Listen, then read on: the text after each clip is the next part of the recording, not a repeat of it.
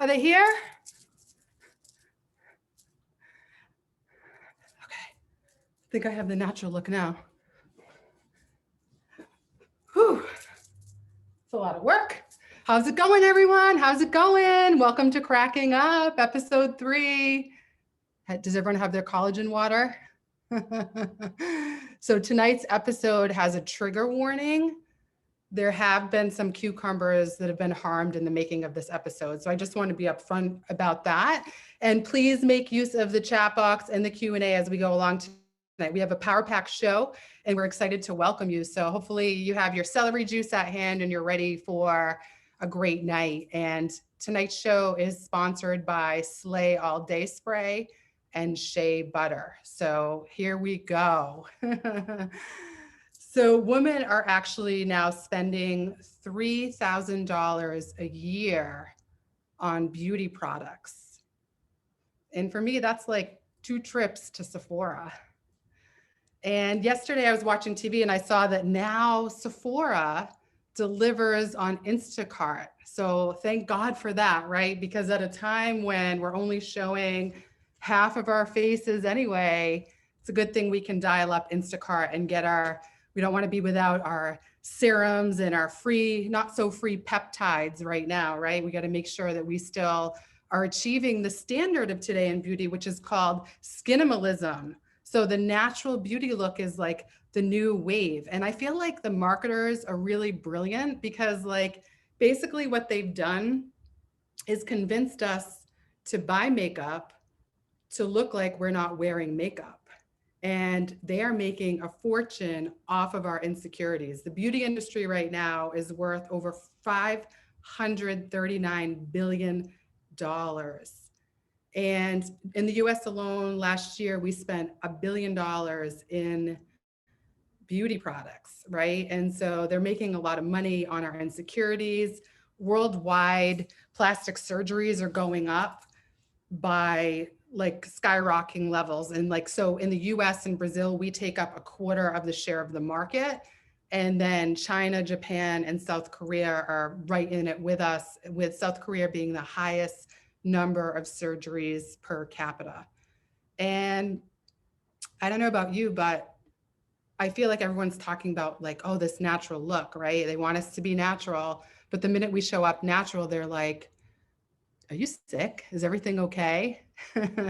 And, you know, these companies are making a lot of money off of these products now with CBD oil and antioxidants and all the things that are supposed to make us happier and more pleasant to the eye.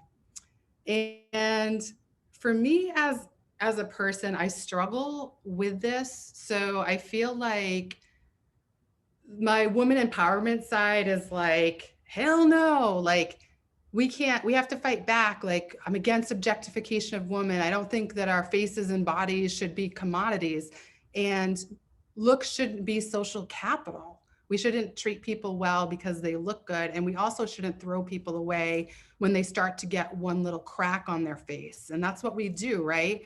And so on one hand, I'm angry as hell. And then on the other hand, I'm developing an increasing neurosis about my own aging process. And I feel like I'm on a first name basis with everyone at the med spa, Olivia, Portia, Franny. Like, my esthetician probably knows more about me than my own therapist. And I just don't know how I feel about all this. And I remember seeing a Hollywood actress and she was like, oh my God, like the first time I ever did Botox, I just sat there and I got the needle in my face and tears are coming down. And I'm like, I have sold my soul. Oh my God, like what have I done? And the first time I ever got Botox, I was like, ah, yes, my 11s are gone. Yes. And at the end of the day, I don't think any of us want our mental health to be contingent upon how many serums we can afford or how good of a hair day we're having. And I don't want to go broke on this either. And I feel like the minute you fix one thing, it's like a whack-a-mole game, right? With beauty, you fix one thing, you notice another flaw. And again, like we've got plenty of people out there pointing out our so-called flaws. And it makes me think of, in psychology, we call it the hedonic treadmill. So it's like we're always returning back to that set point. Like you fix one thing, you hit the 11s, the next thing you know, there's something else happening. And, you know, this is really interfering. I don't think there's any coincidence of the rates of depression and anxiety across the world as we see this escalation in our Instagram Sephora culture.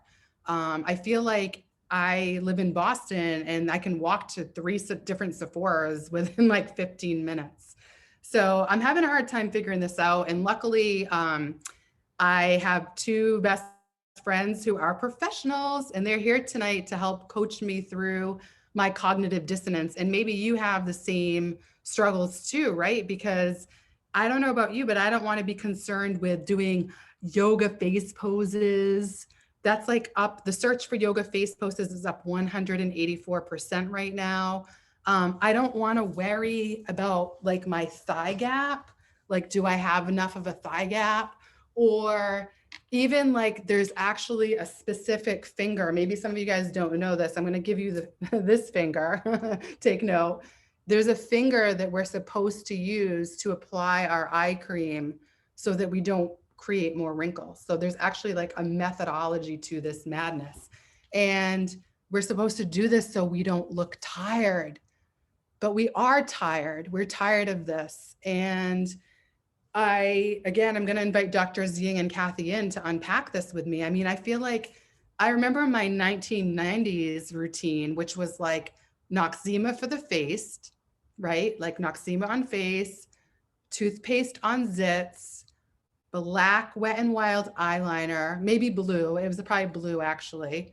And like that was enough. And now, like, again, there's more Sephoras on every corner than there are Dunkin' Donuts. And Drs. Kathy and Ying, are you guys here? I need your help with this. Like, I'm trying to be a natural beauty. I don't really know what that means anymore. I'm kind of flipping out about it. And I wanted to start by just saying hello. Like, you guys are amazing to be here. I'm so happy. And I know this is stuff we've been talking offline on for a while. Paul, I see you. That's how they make money. They're making some crazy money on our insecurities. So check this out. And like, I think of my daughter and her friends, they literally have makeup collections. Like they do their makeup like it was like my prom and wedding day. Do you know what I mean? Like that's like the standard. So I don't necessarily have a big makeup collection, but I need to show you guys a couple of my products. Is that okay? And then I need some help. You want to see what I have over here? All right, let's start with the collagen.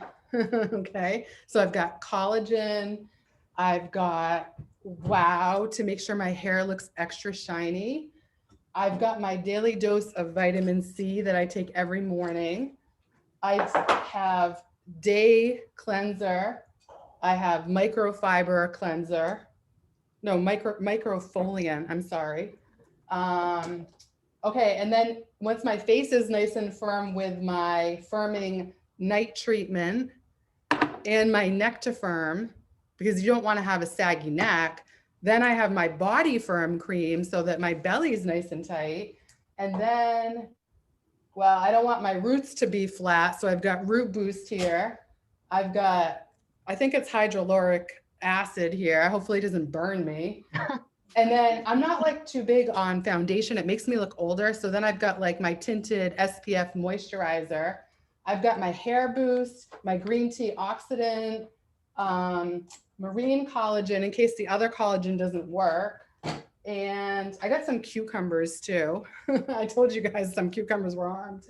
Oh, and then of course there's like the sheet masks, right? Have you guys seen these? We've used these before. Yes. So this is just a small sample. And then this is like, this is my hair stuff. Dream big. You gotta dream big. You want that big hair. And how long does it take to get ready in the morning?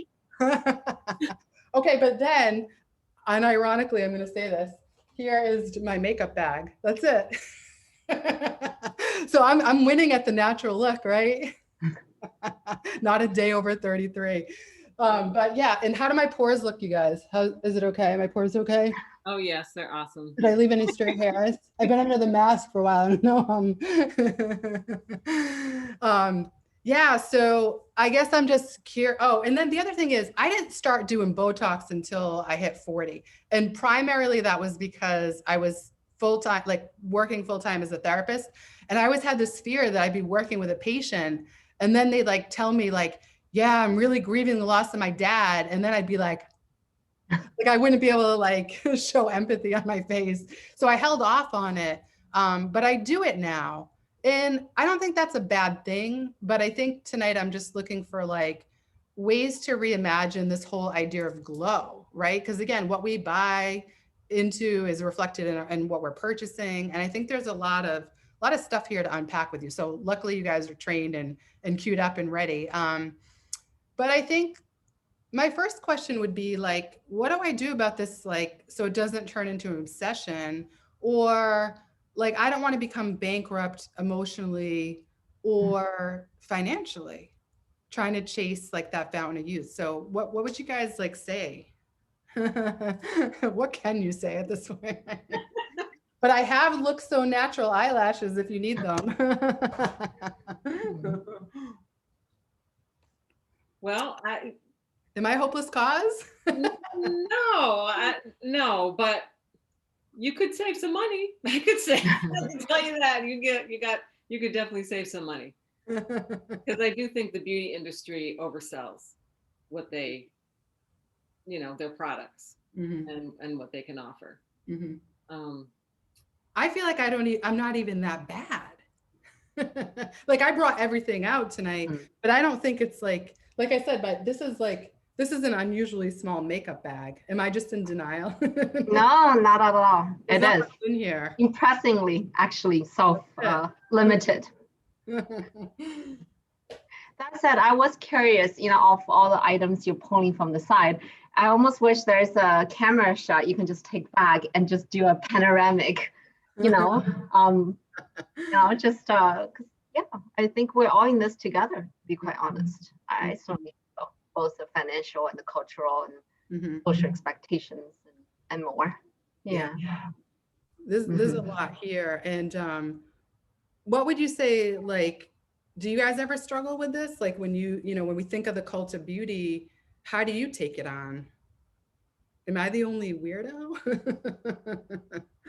Don't answer that. No, but I mean, I'll just start off by just talking about the expectations. I mean, the media and the way the fashion industry is situated really sets women up for unrealistic expectations. I mean, I was a photographer for a while, and I was really good at Photoshop, and I could Photoshop just about anything, either off of or onto a body. You can slim a body down, you can take away all kinds of blemishes. You can even, I've had a photograph of my mom, and she hadn't tweezed that day, and I tweezed her with Photoshop and took everything off her face.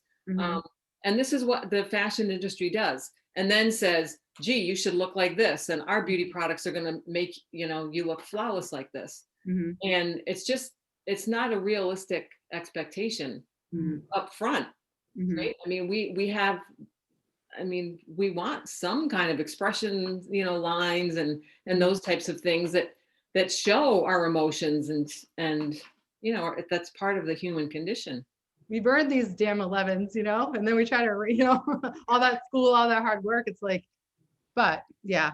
And Kathy, you modeled for a time in New York too, right? Yeah. So I was, and this was a while back, so I know modeling has changed from back then, but I was 30 pounds lighter than I am now. I'm not heavy. As a fiddle right now. I'm not heavy, right? So I'm 30. I'm 30. Body firm. I was 30 pounds lighter than I am now. And wild to me because you don't have an inch.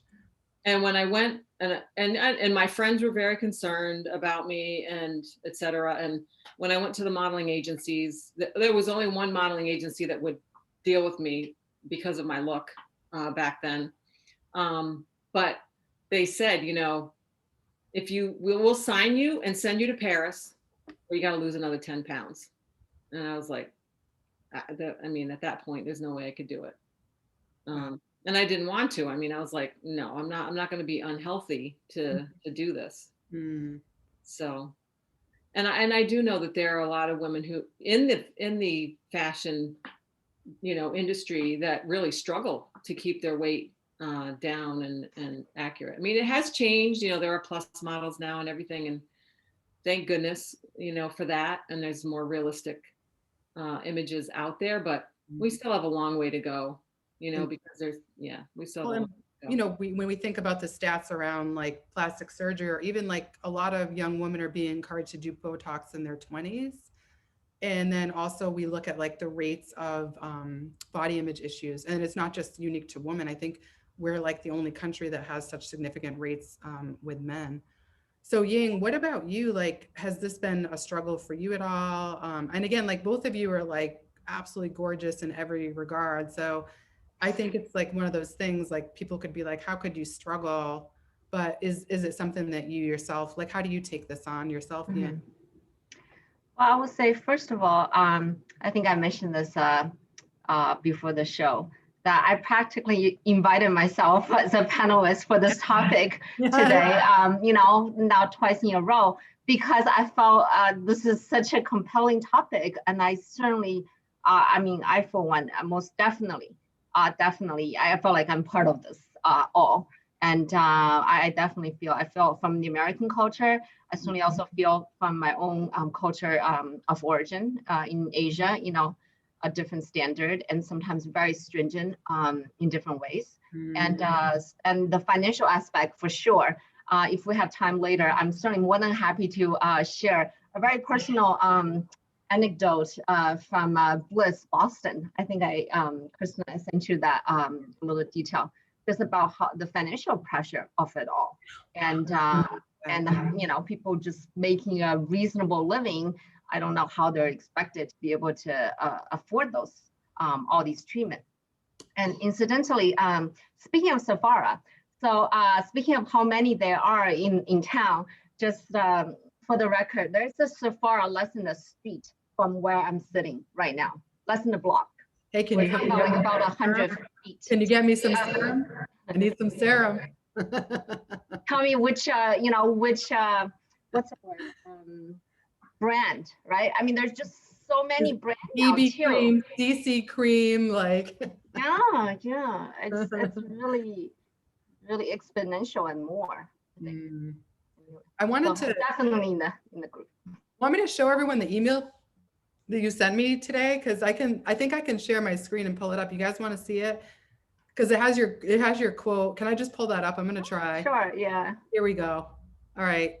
I didn't want Facebook Live watching. You guys might not be able to see this. So, but this was like, I love these two quotes. Could everyone see this okay? That's on Zoom? Yeah? Okay, cool. So yeah, you have an Audrey Hepburn quote here, happy girls are the prettiest, and a Marilyn Monroe quote, a smile is the best makeup any girl can wear. I would say make it all gender, like it doesn't. Sure, yeah, exactly. Yeah. But I love that. And then I'm gonna scroll. Look at these great, this was cool. You found a research article. You wanna tell us about this? Sure, yeah. So this is actually, I had a very busy day at work today, so I really just scrambled to find something. I'm sure there are many, many articles about this topic. What I do think is very fascinating is speaking of beauty and maybe helping all of us, men and women, and of all age group and such, to maybe lighten up a little bit of this pressure, relentless, right, pressure and stress, is to keep in mind kind of the neuroscience, of how beauty is really perceived, and how attraction and how the brain has such a role. That very classic quote, was it beauty is in the eye of the beholder? Yeah. I would very respectfully maybe suggest beauty is in the brain of the beholder. And knowing a little bit of some of this neuroscience, I think, at least for me personally, have certainly liberated me, I think, from a lot of these pressures. from having to get exact right shade of lipsticks and colors and hair and makeup and all this, to having to have the right proportion or height or the, right gap. What's it called? Thigh gap? The thigh gap. Yeah, right. I'm learning these terms too. And how are these words? I know. Yeah. Words I wanted to show you guys too, because it was like the certain words I wish I didn't know. You know what I mean? Like thigh gap. It's like what? But for those of you on Facebook, great to see you guys. Or I can't see you, but it's great you're here. But this article is called "Something to Smile About: The Interrelationship Between Attractiveness and Emotional Expression." So it's like you never fully dress without a smile. It's all that. And then Ying, you gave us some great pictures. Tell us about these here too.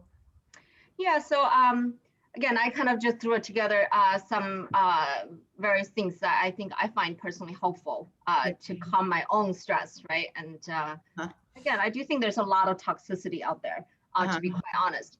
So the reason I have Renee Zellweger, I think that's Zellweger, yep. So I think there's a number of people, myself included, just not the most photogenic, to be quite honest. And at times I get very frustrated. I think I look a certain way and I see the picture, I'm like, oh. And especially with social media, now people post it kind of on or they post in their group, and you don't even have a chance to and once it's posted, you don't want to be so egoistic and tell people to take it down. Right. I'm like, oh, this is so embarrassing, blah, blah, blah.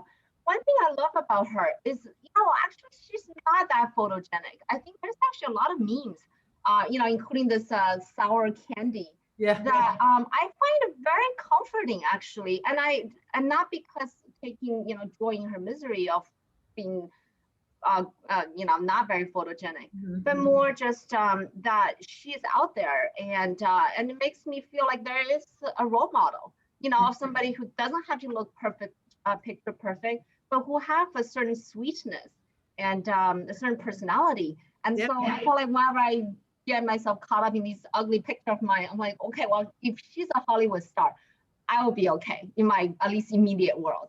That's awesome. I find her to be quite an inspiration, to be honest. That's terrific. I'm going to scroll down too, because I saw there's like a Britney Spears before and after, and just like all these examples of like, to Kathy's point, right? Like about the editing, and obviously now we all have filters on Instagram. I mean, it's like what we see is not what we get. And like, I love Julia Roberts. I think she's so beautiful, but like, I think these are good perspectives. And then let's just end with this one too. So what is this? Like the tally eye makeup remover, $100? Geez. So this is going to your point earlier about, or I don't know if you mentioned it this time, but something about, there was a study that average American woman, I presume, spends about $3,000 a year on beauty related products. And I felt like as soon as I heard that number, I'm just thinking, that's a very potentially misleading number. Because if we really tally up things, I think it's a lot higher for, people who have a certain presence and a certain kind of presentation, if you will. And so kind of being a nerd and engineer, I'm like, let me just check out some of these numbers. And some of these are, first of all, the long array of items that, we buy, I think, and I'm sure between the famous, the goofy bum bum cream that hasn't even been mentioned yet, and other products. Oh, I tried it. My Brazilian bum bum cream. How did I leave that out? That's your favorite. Right. I mean, this is just my list. And like, is this working? Like, do you think that I'm going to have a Brazil rare red? Like, no, this is not going to work. It smells so good. This was actually a free gift at Sephora. That's the other thing they do to you. They'll give you like points, So it's like you spend your $3,000 in like 5 seconds, then you get 100 points and you get like your free bum bum cream. Yay for me. So speaking of just not only, I just made a little list of, I think, pretty common things, right? And nothing exotic in there, and just ballparking some number. And $3,250. Whoo. What was this one? Your total here was $4,250. Yeah, and this is a list I pulled together in like less than 10 minutes because I was busy at work and stuff. But one first draft is easily, quite expensive. And as I mentioned, I haven't even included hair products and all these various colors of makeup, which I don't really get myself into. Yeah. Medical spas, procedures, all those stuff. And, speaking of, I do spend a lot of time treating, patients with depression, anxiety, and just burnout overall, overwhelm. And I think we're looking at some numbers of burnout, and maybe collectively we can be more aware of this, and also maybe give ourselves some compassion, and also some wisdom to say, hey, maybe again, it's in the brain of the beholder, and there are ways to wire that brain to attractiveness without necessarily the exact right shade, must have color or whatever else. I love it. I think this is like super insight, and I don't know why there's an echo, so sorry about that.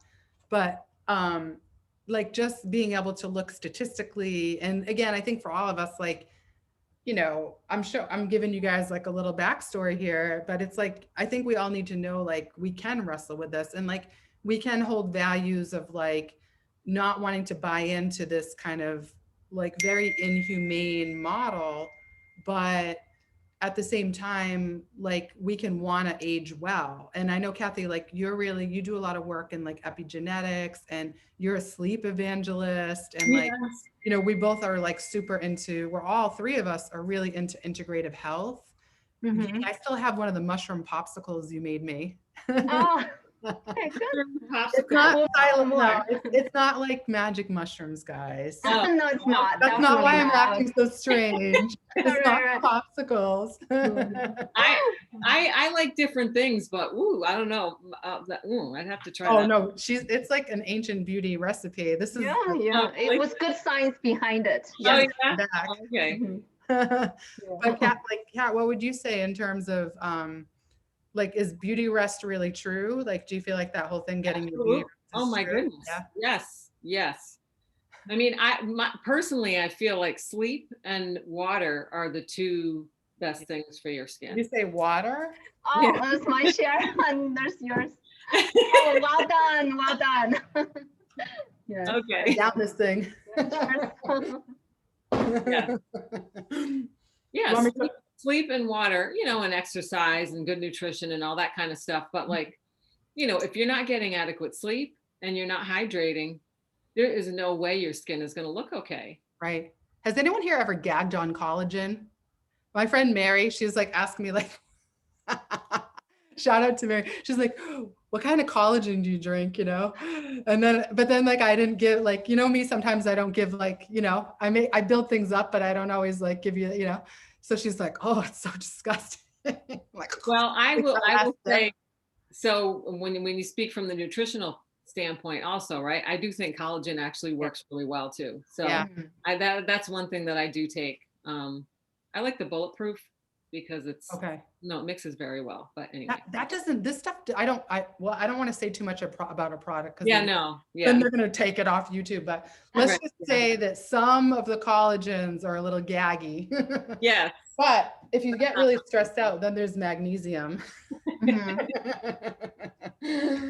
So no, that's like, that is, I think, just like such an underlying, and I think just like going back to the thing about the being in the brain, right? The brain of the beholder, and kind of the whole notion of like how we feel, right? And today on Insta, I posted Billy Crystal, "You look marvelous." Do you remember that song? And then he's like, "It's not how you feel, it's how you look." But like, it should be the other way around. It's like all about how you feel, and that influences, like, I think our energy is going to be radiant when we like, I think what's good for our health is good for like all of us, and absolutely. I think, and being happy, being confident. I would say that, I know some women who, good friends of mine who are heavier, and sometimes they're like, oh my goodness, I wish I could lose this weight and whatever. But I look at them and I say, I think you're like one of the most beautiful people I know, because you just carry yourself well, you're confident. And I think those people look great. But and it makes me think, I have a really good friend, and her mom even had like a little birthmark on her lip. And my whole life, I always thought it was so beautiful, and I was always intrigued by it.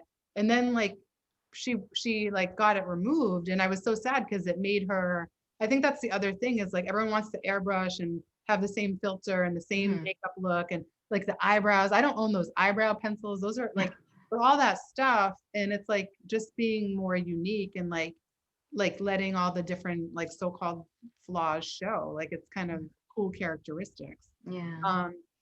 I was like, Ying, you had talked about this whole thing about like your travels and what you saw just within a 12-hour differential. And I wondered if you could speak to that because I thought that was a really poignant example. Yeah, sure. So let me try to remember what was the best way to segue into it. I guess speaking of, celebrating our uniqueness, or at least embracing our genetics, right? And have that healthy balance of kind of have confidence with what we have while we do certain, other improvement. I just thought it's very interesting and also combating, I guess, perpetual dissatisfaction almost, right? I thought was very interesting because, I used to take these flights quite often from here to China. And on the way, I will stop either somewhere in Europe or somewhere else in Asia as a stopover. And one thing I thought was very fascinating and also liberating in the end is I would, go to these like duty-free shops at the airport while I wait for. And I realized brands like Neutrogena, here in America, they sell tanning products, but the very same brand in Asia is all about whitening. And within one trip, as I fly from one airport to the next, I'm considered, I guess, more beautiful here because I'm more fair skinned. Whereas by the time I get to the next stop, I'm considered too fair and I should tan myself. And I just thought in some ways kind of, what a ridiculous, impossible situation we put in. Right. And thanks to travel and more information, at least we see what companies are doing, right? What they're promoting in one country, one part of the world is exactly what the other parts of the world already have, but can't wait to get rid of and go through, high risk products or high risk procedures. Right. And Sally, like even a risk of skin cancer, Sally, to tan or get that glow or the color or whatever. And I just thought that was, so in a way, it was liberating because I realized, if I don't meet the standard of beauty here, I would just imagine I'm a beauty from somewhere else in the world. I'm just traveling and passing by here. So like it or not, I'm fine, I love it. I love it. That's such a great perspective and a great framing. And I think again, like it shows how much the environment we find ourselves in can either be a very positive mirror or a very negative one. I often think of the funhouse mirror, how distorted it can make us look. It's like, we're like this, or, and I think just recognizing, even just like, I feel so fortunate to have both of you as friends. Like this is stuff we talk a lot about behind the scenes and grapple with. And I just want to shout out too, because this isn't like, I think, again, women can be affected by this, but I want to be inclusive to all gender expressions and identities and orientations as well. And I think our goal here tonight is just to help us kind of just talk back to it all and just say like, this is crazy. And like, I think the biggest issue is that it can sabotage our happiness. It can like, we're so focused on our deficits. And even like when we do that on the outside, we're like, oh, I don't like the skin here, or I wish I had more hair here, and not, like whatever. Even it's our internal selves as well, like being more self-compassionate, seeing ourselves in a more expansive light, and seeing like how wondrous we really are as a species and as creatures and divine beings. And, like not to get carried away, but I always do, but it's like, it's just like, instead of, like always nitpicking ourselves. And the thing is, other people aren't going to see the flaws that you see. You're the one that says what? Like, don't point out your flaws to other people. They probably don't see it anyway. So classically, I always point out my flaws, but I think that's like how I show up in my public platform, because I think, okay, so this is I have to show you guys, I don't have any more products, but I have a book. And so I and I think this kind of goes back to Ying, like gathering the data for us tonight. But this book is called I Feel Bad About My Neck and Other Thoughts on Being a Woman. It's by Nora Ephron. rest her soul. She wrote When Harry Met Sally. She's like super like New York, wry, witty. But I read this book back when I don't know, when it first came out, and it's just like, it just really pokes at all of it. And I think even humor can be, obviously, if we can't crack up about it, we're going to crack up, you know? And just even today, I was at CVS, like buying the lashes for the show. And I was like, oh my God, like it's not even just at Sephora, like it's massive. And I heard like H&M is expanding its makeup collection. So at every turn, again, there's this constant chiding at us and this constant mirroring. Ying, you were saying something about the, like, who's buying those, like those mirrors where you can see Oh everything? yeah. I don't own one of those. So again, as a foreigner, there's certain things, you know, we didn't grow up with. And I remember one thing that was always such a mystery to me is when I go to hotels in America, often the hotel have this mirror, right? I guess you can see yourself like 10 times magnified in the bathroom. And I always wonder, what a terrible product. Who the heck would need that? And what possible good can this stupid mirror do? But I see it in so many places. Everybody has one. Do you have one, Kathy? I have had. I don't have one now, but I have had them in the past. They're great for if you like to pick out pimples and stuff like that. But you know, I figure if you need something that magnifying to pick out the pimple, then nobody else can see it. So exactly, most people don't even stand as close as we see ourselves in the mirror, right? Yeah. Other than our significant other, most people are probably a good, well, now thanks to social distancing, even further away. So you know, if we can see it without assistance of a mirror, we really probably shouldn't be worried about it. And I think so that mirror thing, I just don't get it. We're coming up with some gems tonight, I'm telling you. And Kathy says, I don't like those fluorescent lights in hotel rooms. We used to call it the mirror of death. Those hotel mirrors, man, your self-esteem directly, it goes bad. But I want to pull the audience in just a minute.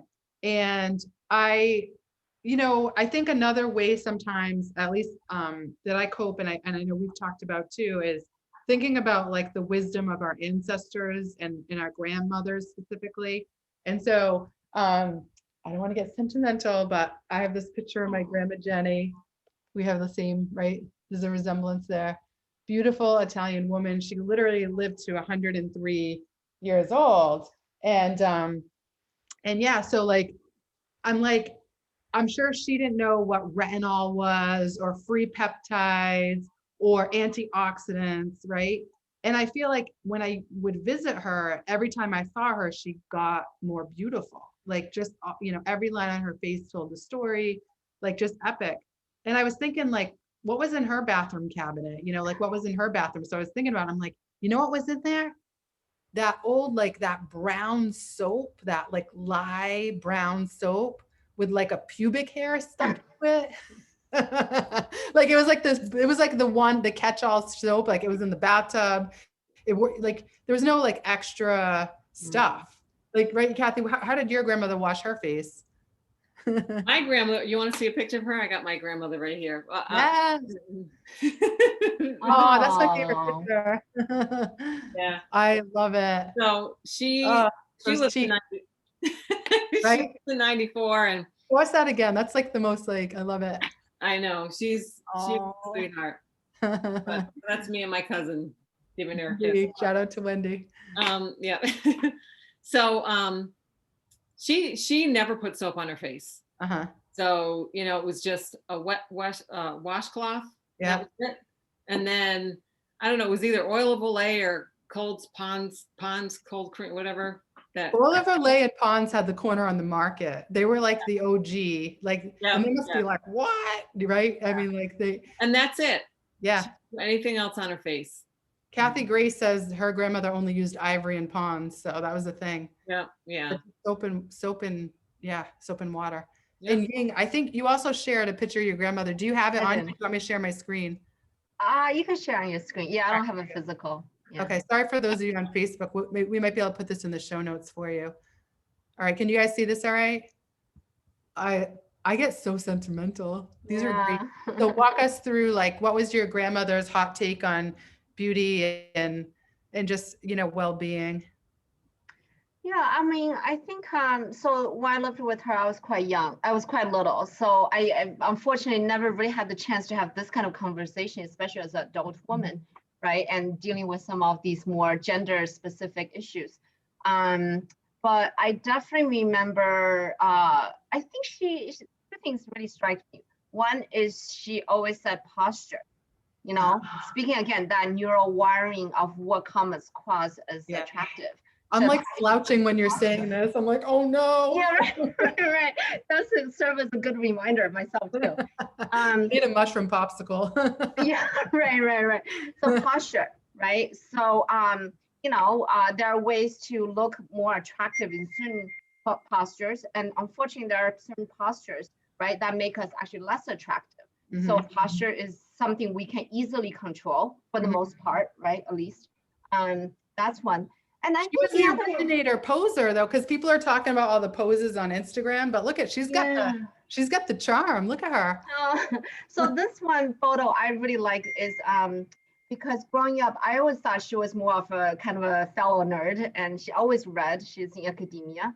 But then years later, I found my mom gave me this photo of her when she was younger, and I have heard she's actually quite an athlete. I just never saw that side of her, and that playfulness, and so going back to what I think one concept of beauty and attractiveness, I do think that energy and that kind of vibrant kind of spunk and playfulness are all very powerful parts of attractiveness. So anyway, that photo just kind of rings resonant. Oh, I love it. I love it. I have the chills. So I remember my grandmother telling me I should have known how beautiful I was. That was something I remember her saying a lot. And I thought this would be a good time for us to invite the audience in just to chat with us about, again, like, how are you guys finding your true glow? How are you avoiding spending a fortune on the so-called natural look, right? And, just making sense of it in a way that, again, like, looks at yourself as a whole being that you're taking care of in like in a more expansive, comprehensive way. But I do have a little poll first that I wanted to run and just kind of know, like, I feel like with my grandmother, if she could come back right now, she'd be like, what are you doing? Like, this is wild that you're like drinking vitamin C and collagen. And she'd probably just say, stop your vegan BS and eat the skin on your chicken. And she'd probably like say, you want to get that beachy hair look, then like go to the beach, or, so I think she would have like a hot take on it all. So I want to know like what you guys think if your relatives, your grandmother would have that same hot take. So what would grandma say is the poll. So number one, if you want the beachy hair look, go to the beach. If you want the wet hair look, play in the rain. Need vitamin C for better skin? Eat an orange. Vicks Vapor Rub and Oil of Olay solves everything. If you want thick thighs, stop your vegan BS and eat the skin on your chicken. And last but not least, sun-kissed look. Go outside or come here and I'll slap ya. So please weigh in. We got 45% of the vote in. All right, thank you guys.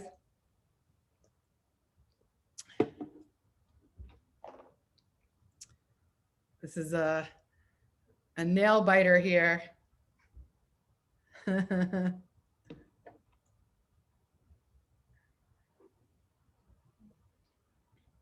In just a minute, Gabby the Great is gonna help you come on camera. Hopefully you're camera ready. Now you don't have to feel worried if you're camera ready. You can just come on in full splendor. Bring your own tweezers. Mushroom pops for everyone. All right, we got the full vote. We're gonna end the poll now. Thank you, Gabby. And she's gonna share the results. Are you guys waiting with bated breath? All right. Eat the vitamin C wins it out almost overwhelmingly, and then the sun-kissed look. So yeah, so just, we've all kind of played homage and tribute to our grandmothers, and just thinking about, again, like one of the most influential factors in our lives, in our environments when it comes to mental health and well-being is our environment and the generation we find ourselves situated in. And like to Ying's point, you travel 12 hours, it's one way, it's this way. And so I think we have to, you know, set our own standards, right? And again, like really look to set a compass around our energy, our vibrance, our values, and not just like being hyper focused on looking good. So thank you guys for the intervention tonight. I'm feeling a little more relaxed. Mutual intervention, I think. Yeah, very much. Good. So Gabby, can you let everybody come in? Yeah, I know. JQ says, what generation has a reference point for COVID quarantine craze? I know, it's like, this is pretty unprecedented, even though that word has been banned, right? And I think in a lot of ways, you know, don't you guys think it like has helped us to know what's more important, you know? Absolutely. Right? I think it's Absolutely. And get very creative too, right? If we're not creative, that's it. If we can't laugh, we're gonna cry. Mm. So what? So who wants to come on with us? Who wants to hop on camera? This is the time. Raise your hand if you'd like to come on. I think we can just bring everybody in. Yeah.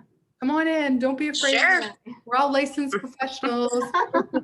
Anything you say here is not confidential, and this is not a substitute for medical advice. And at the end of the show, we're going to drop in some show notes too, so you guys can check out. We'll play the rewind of this if you want to show all your friends. Like, how many of you are worried about friends out there? Does anyone want to come on and tell a story about a friend? Like, these are all my friends' beauty products. This is yours, Kathy. This is your cream. You guys gave me this. But you know, any friends you're concerned about, or just any stories you guys have or questions you have for us about further coping strategies on all this brouhaha. I can tell you a story. All right. Hey, Kathy. Can you hear me? Can you Yeah. see me? Because I'm on my phone right now, and I don't know if you can see me or not. No. So this is something that just happened to me recently, actually. Mhm. And, you know, I don't know if you know about this, but there's like a lot of stuff going on in this world right now, like big stuff. And I was sitting. I just promoted you. Okay. Oh, I think I just, I say promoted, I mean disconnected. You got rid of her. Oh my goodness. No, Oh. Kathy? I think she's gone. No, I was trying to, there. There. Hey, okay, I see JQ's coming on. Yay, okay. All right, unmute. I wanted to see you. Hi. Hi. No, but it's just really funny because, like I said, you know, there's a whole lot of stuff going on in this world right now, you know.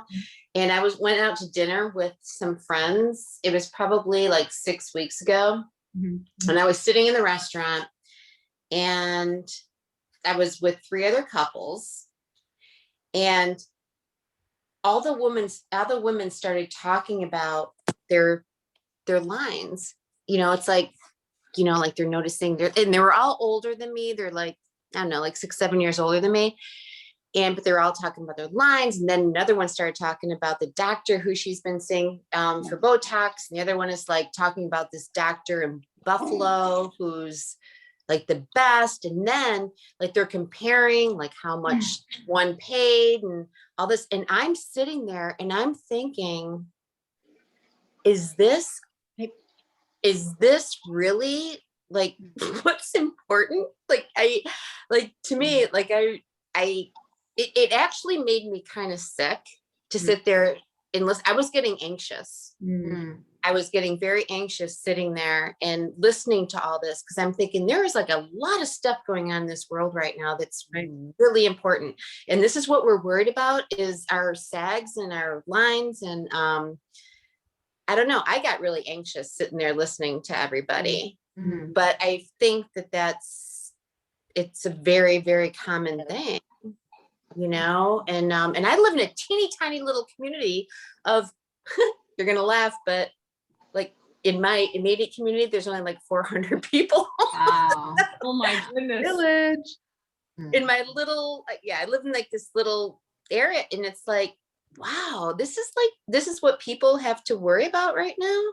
I don't know. I didn't like it at all. I'm just, so I permeated even the corners of America. Yes. Well, Yeah. you've cracked the code on like even doing the show, because there's a lot of topics that we could do the show on, right? But it's the whole thing is, if you think about like the time that it takes people to have conversation about this, to fret about it, to get themselves ready, it's like a full-time job, you know, and that's the whole thing. It's this whole diversion. I think I've seen statistics and people put it into terms like all the money you spend, it could have been spent on education or other values driven opportunities, right? And I think that is, it's like, it's such a, and I think obviously with Instagram culture, right? How much time we're spending looking at each other's filtered pictures and waiting for our likes to come in, and it's not even real. So Right. there is a deeper reason for the show too. Like, besides me showing off my Hardy collection here, my friend's collection, my borrowed collagen. Bonbon cream. Yeah, but the mental Bonbon health. cream is the best. Yeah. Don't be jealous. But I will admit something. All right. I'm on vacation. I've been on vacation for 2 weeks, and I've been walking around New York City doing a lot of stuff all day.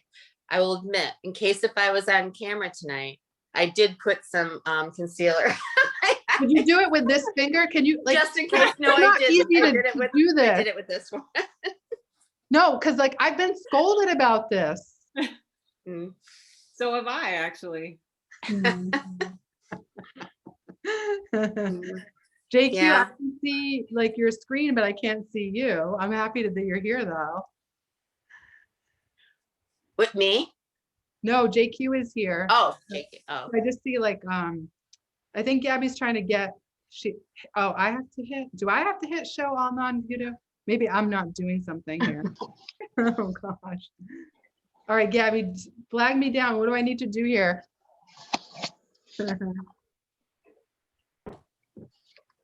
Let's see. Anybody else? And Kathy, the other thing, when you started to speak, my first instinct, I'll give you I'll meet your confession with another confession. Ready? I'm going to up the ante here. So when you say that, I see you and I think you're beautiful and I'm so happy to see you. My first impulse is to say you look fantastic. And I think that's another like very like thing we're oriented to do. When people see us, you look great. And it's that constant like reinforcement. And again, it's not like bad in itself, because but I think that there's also that piece. It's just like always like, well, what was she wearing, or what would what do they look like? And again, it happens across the gender spectrum. But what do you guys think about that? Is that something that you notice too? Because like that's another part of cognitive dissonance for me. Like sometimes it really pisses me off. And then other times I'm like, oh, thank you. It's the natural eyelashes. I've been to the beach. I guess it depends on the context and who it's coming from and all of that.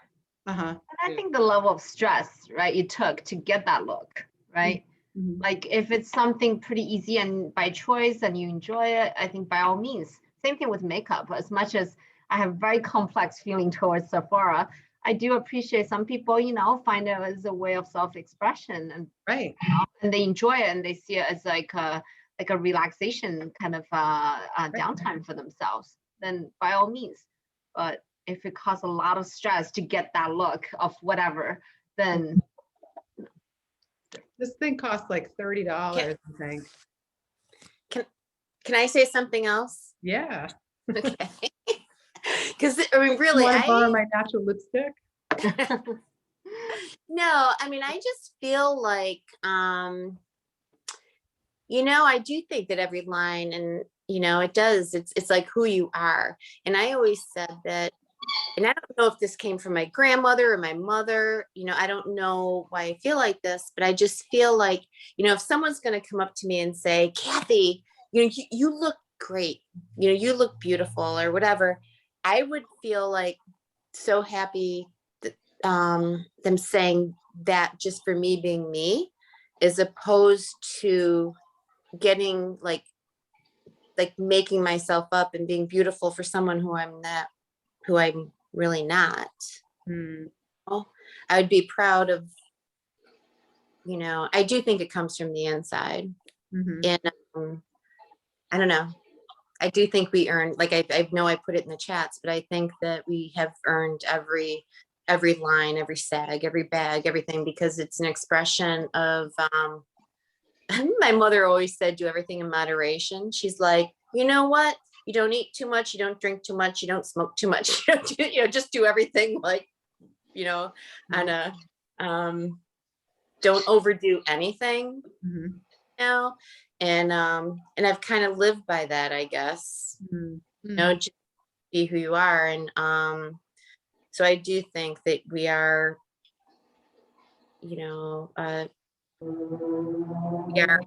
we have lived, I guess. And I think that's important. I mean, and I think that comes from my mom and my grandma, Ivory Pond's grandma, who had beautiful skin. Awesome. Any last questions, thoughts, or perspectives that anyone wants to share before we wrap it up?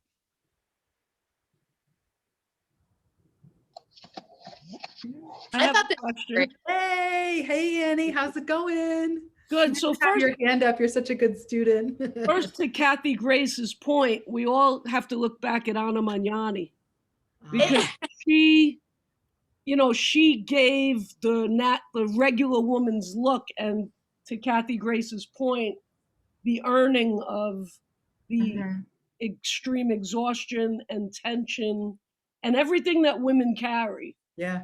She made that right. Gorgeous. Love it. So she's my favorite actress. And the question I have for you, psychological professionals, is, Dr. Ying said nobody sees you that close. However, now we're all on camera. I've never been on camera this much. So what effect? So now everyone is seeing me as close as if they're my lover, really, honestly. Right, everybody. So what effect do you think that's having on everybody? Teenagers, let's focus on teenagers. But really everybody, what do you think? I think that's a great question. And I'm kind of thinking on my feet here.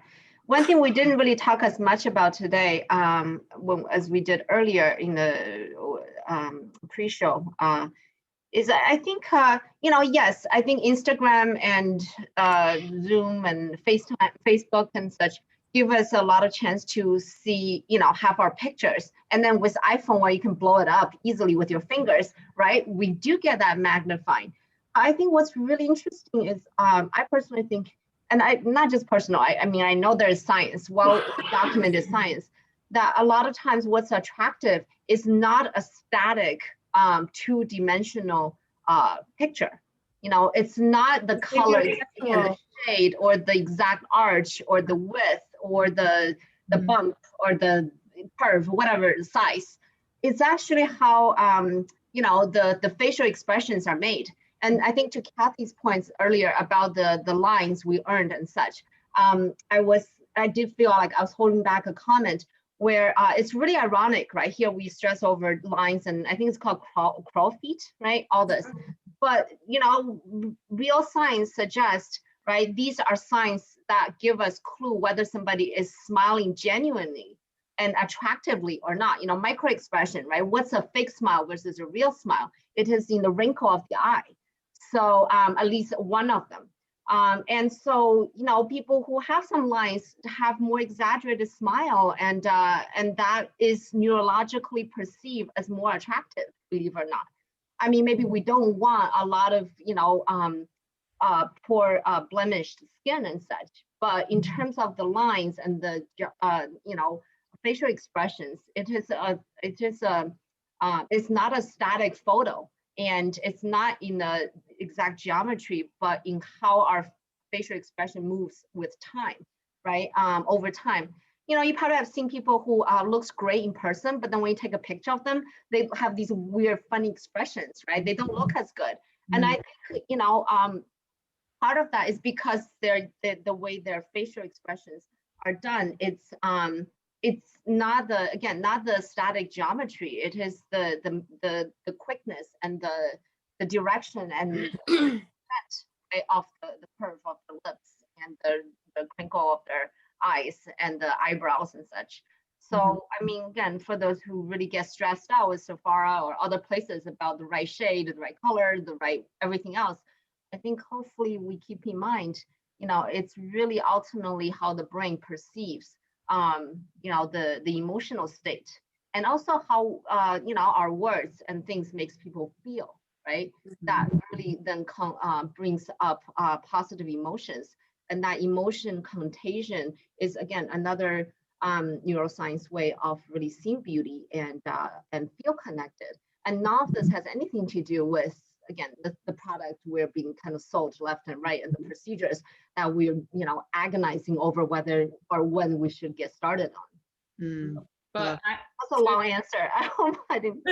But to answer your question more directly, Andy, because I do work with students and adult, younger students. I think there's an incredible pressure on this generation of kids growing up. It's too much, it's one thing to like be able to deal with whatever's going on with your peers at school, and then you can go home. In our generation, you go home and then you're done with it. But now, like, anything good or bad is following these kids home, and it's a lot of pressure. And I think this generation right now feels almost like they don't know how to get out of it. Like they're trapped in this social, in the way of interacting, and they don't really know how to get out of it. So I do think there's a lot of pressure, a lot of emotional and psychological pressure on the youth these days. And I do hope, and unfortunately, they're the generation that is giving us data on, we haven't accumulated enough data, but there's certainly the data that's coming out now is that it's pretty detrimental to the youth. Right. Hopefully we can figure it out soon so that they get better. Indeed. And I think, again, like just going back to, thank you both so much. And I mean, this is like the ultimate PSA announcement ever, right? This is amazing. Annie, thank you for your question. And Kathy Grace, thanks for jumping in. And JQ, I'm so happy you're here. I know we can't see you, but I'm glad you're here. And ultimately, I think at the end of the day, like we can take a lifespan approach to all this, right? And think about, again, what we buy into is reflected in what we're buying. And again, like, I'm not shy about this cognitive dissonance piece, right? Like, I'm not going to stop getting Botox. I'm on the record, like, but there is a part for me psychologically, like where, like, I teach what, we all teach wellness, right? I'm in the public eye, I want to look as good as I feel on the inside, So like, I don't feel ashamed to like admit that, but it's like, again, like, to what extent do you take that, or what part of it does like consume your energy? And I think there's a truth to any stage of life. We are grieving, and we are in a context, to the point that was just made, where there's an enormity to the pressure, right? And like, thank you, Ying, for providing, just some of those great visuals. And I've seen ones on like and Annie, your visual is like, oh my God, like, but it's like, just, there's ones that show celebrities as if they were like everyday people, right? And this was the point of Nora Ephron's work. I feel bad about my neck and other thoughts on being a woman. Like, she's like, if I didn't have maintenance, like I would just, like, so there is that element of just like our shared humanity. Like, we're going to have hairs on our chin, or like, that's just like the way it is. And that's what's natural.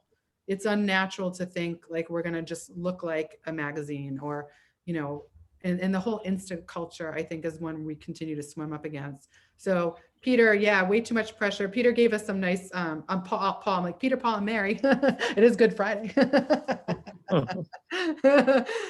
Did you want to say anything? I saw Nancy Roy out there trying to talk too.